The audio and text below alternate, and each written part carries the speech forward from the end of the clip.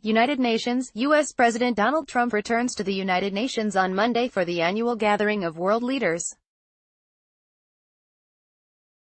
After an international debut last year in which he threatened to totally destroy North Korea, many are anxious about what message he may bring this year to the UN General Assembly. Since last September's war of words with North Korean leader Kim Jong Un, during which Trump memorably called Kim Rocket Man, and Kim responded from Pyongyang, calling Trump a dotard, tensions have cooled dramatically and the two leaders have met amid much fanfare to discuss North Korea's denuclearization. This year, however, Iran looks to be in Trump's sights, with members of his administration ramping up the rhetoric ahead of the General Assembly. Tough talk. U.S. Secretary of State Mike Pompeo told Fox News on Wednesday that the Trump administration was working to get Iran to behave like a normal nation, and stop being the world's largest state sponsor of terror. UN Ambassador Nikki Haley regularly castigates Tehran for its destabilizing role in Syria and Yemen and its support for militant groups Hamas and Hezbollah.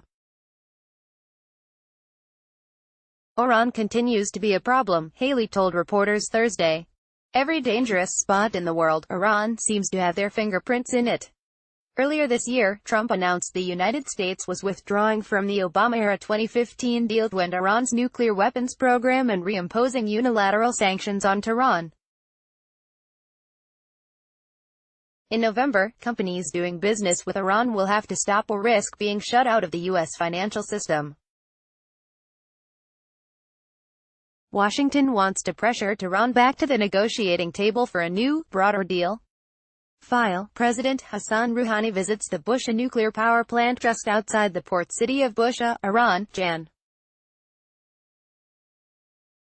13, 2015, in this photo released by the Iranian presidency office. Trump will most likely fault Tehran for its destabilizing behavior in the region and disparage the nuclear deal when he addresses the General Assembly early Tuesday. Experts warn the U.S. might find itself somewhat isolated at the gathering.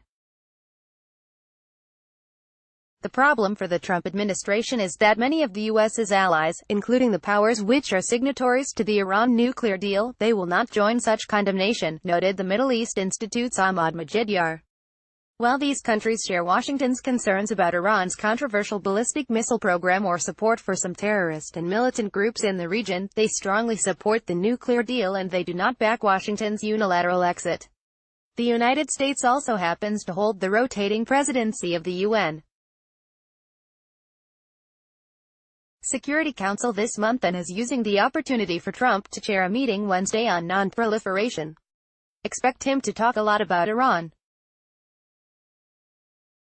I am sure that will be the most watched Security Council meeting ever, Haley said in a nod to her boss's love of good television ratings.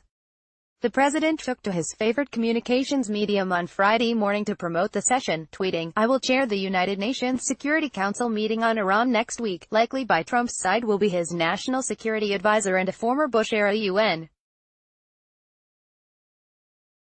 Ambassador, John Bolton, who is known for his hardline views on Iran and his disdain for the United Nations. Bolton understands how the UN works better than others, Majidyar said.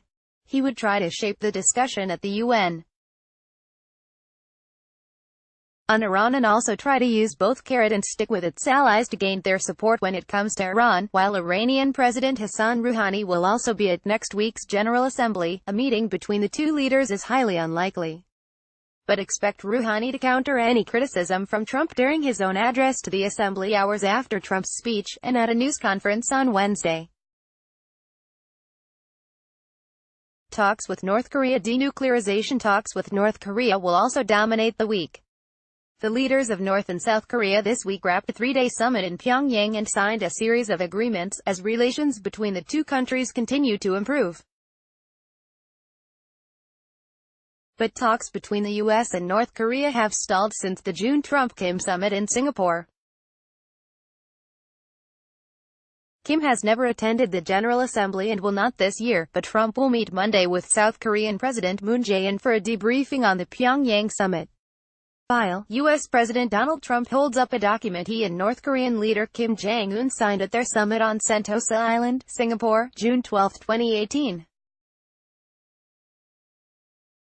Pompeo has also invited his North Korean counterpart to meet him in New York. This will mark the beginning of negotiations to transform U.S.-DPRK relations through the process of rapid denuclearization of North Korea, to be completed by January 2021, Pompeo said in a statement Wednesday, setting out a timeline for completing Pyongyang's denuclearization. Pompeo also plans to chair a ministerial-level meeting of the UN Security Council on Thursday to discuss North Korea. "It's a chance for us to look at what we've achieved in progress on North Korea," Haley told reporters this week. "It's a chance to look at the commitment we want on peace. But it's also a chance to have the conversation that if we don't enforce the sanctions, all of this can go away. Multilateralism in peril." In the year since he made his UN debut, Trump has cut funding to the World Organization, withdrawn from the Paris Climate Agreement and the Iran nuclear deal, and quit UN bodies, including the Human Rights Council. He has also had difficult outings at gatherings of G7 leaders and NATO. "I think that a lot of leaders are going to be pretty cautious with President Trump," said Richard Gowan, senior fellow at the UN University Center for Policy Research. "The Europeans have been quite burned at a number of recent summits," without naming names. UN Secretary-General Antonio Guterres recently told reporters that multilateralism is under attack from many different directions precisely when we need it most. He said he would use his meetings to press for a renewed commitment to rules-based global order into the United Nations.